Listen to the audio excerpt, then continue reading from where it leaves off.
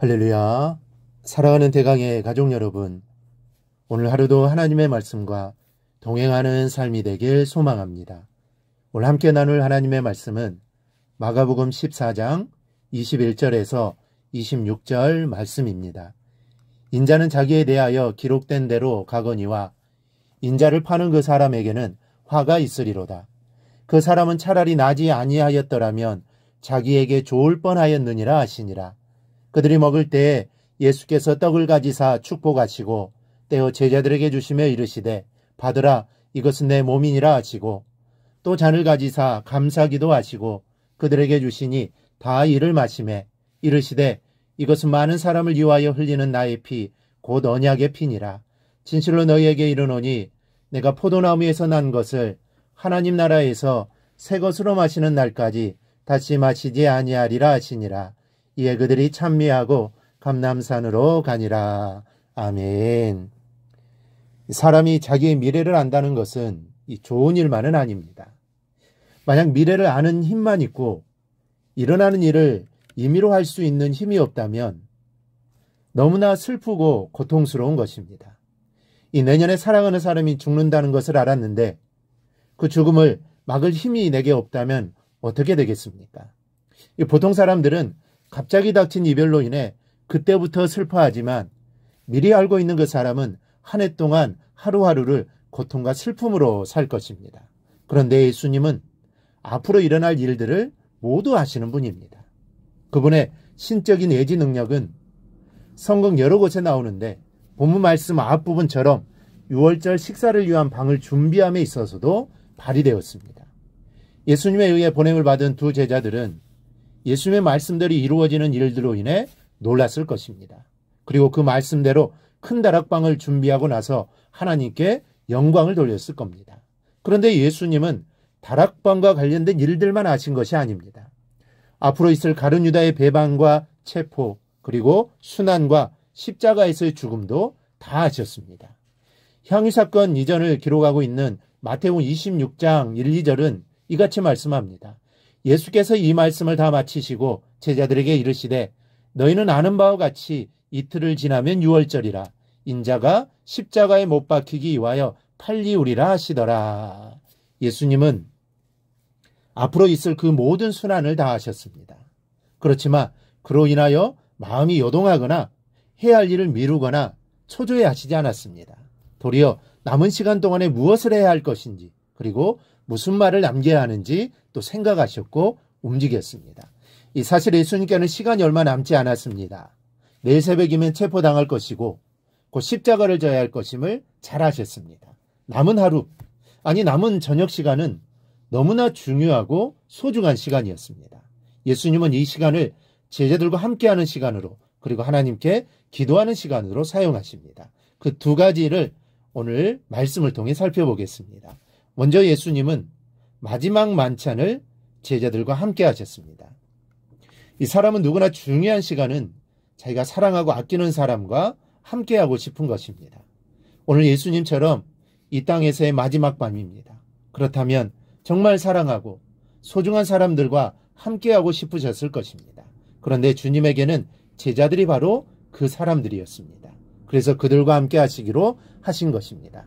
유월절 만찬을 위하여 큰 다락방을 준비케 하신 예수님은 날이 저물자 12명의 제자들과 함께 그곳에 오셨습니다. 예수님이 이 자리에 함께하는 제자들 중에 한 명이 예수님 자신을 팔걸임을 아시고 심히 아파하셨습니다. 예수님 그 아픔을 안고 말씀하십니다. 21절입니다. 인자는 자기에 대하여 기록된 대로 가거니와 인자를 파는 그 사람에게는 화가 있으리로다. 그 사람은 차라리 나지 아니하였더라면 자기에게 좋을 뻔하였느니라 하시니라. 죽음을 앞에 두고도 제자들을 걱정하시는 주님의 모습입니다. 이렇듯 주님은 늘 우리를 걱정하십니다. 사랑하는 자녀들이 어떻게 될까? 어떤 어려움을 당할까? 늘 걱정하시고 기도하시는 분이 우리 주님이십니다. 그러니 우리는 그 주님을 바라보며 주님을 의지하며 우리가 살아갈 수 있기를 바랍니다. 이후 예수님은 떡을 가지사 축복하시고 떼어 제자들에게 주셨습니다. 그리고 말씀하기를 받으라, 이것이 내 몸이니라고 하셨습니다. 또 잔을 가지사 사례하시고 저에게 주시며 또 말씀하십니다.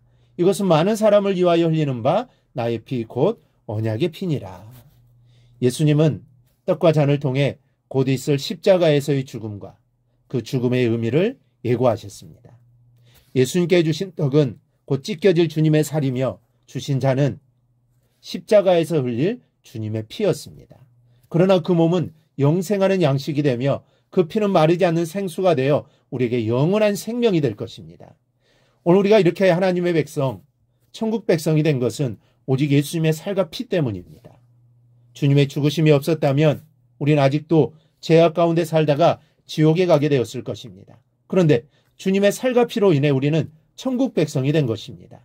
내가 한 것은 아무것도 없습니다. 오직 주님의 은혜입니다. 그러므로 우리는 성찬식을 행할 때마다, 아니 매일 순간순간마다 그 은혜를 잊지 않는 삶을 살아야 합니다.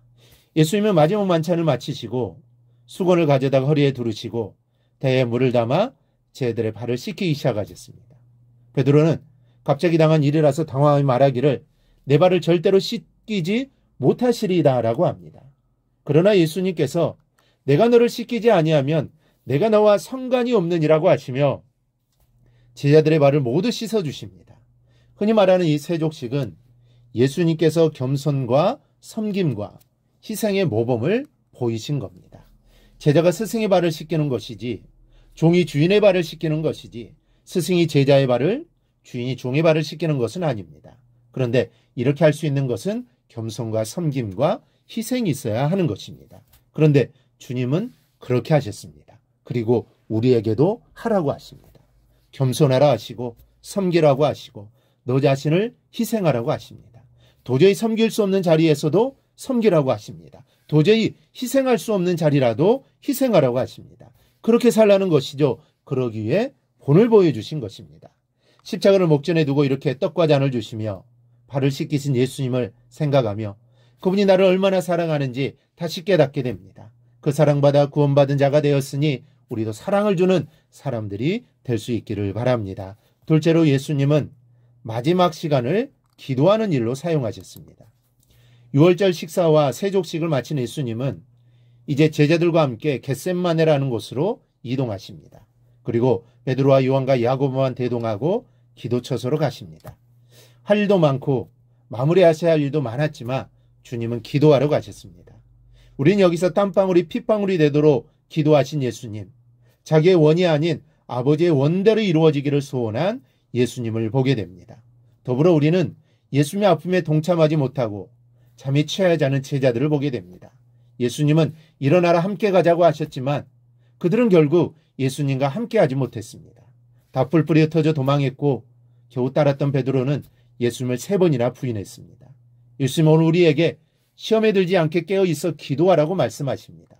기도하지 않으면 주와 함께하지 못하는 제자들처럼 될 것입니다. 그리고 어떠한 상황 속에서도 기도가 중요하고 기도가 내 앞에 있는 일들을 감당할 수 있는 힘이 된다는 것입니다. 이 사실을 우리 모두 기억할 수 있기를 바랍니다. 우리의 힘은 기도로부터 나옵니다. 앞으로 내가 해야 할 일들, 하고 있는 일들, 잘 풀리지 않는 일들, 그 일들을 감당하는 일은 오직 기도입니다. 기도로 주님과 함께하는 것입니다. 주님과 함께하는 게 다른 데 있는 게 아닙니다. 기도입니다. 이 사실을 알고 늘 깨어 기도하여 어느 곳이든 주와 함께하는 성도들이 되기를 주님의 이름으로 축원합니다. 오늘 묵상한 말씀을 굳게 잡고 삶으로 실천하며 살아내는 대강의 모든 성도들이 되기를 축복합니다.